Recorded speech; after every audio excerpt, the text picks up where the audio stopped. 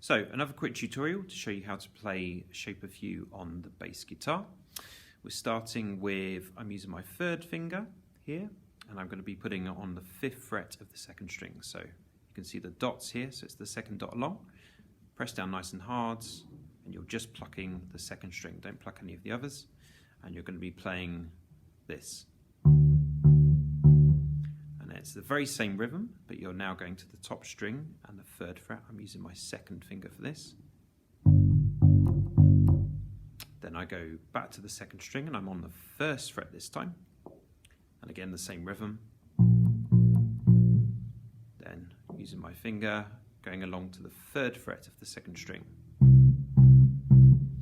So we've got 5 on the 2nd, 3 on the top, 1 on the 2nd, 3 on the 2nd. So here we go.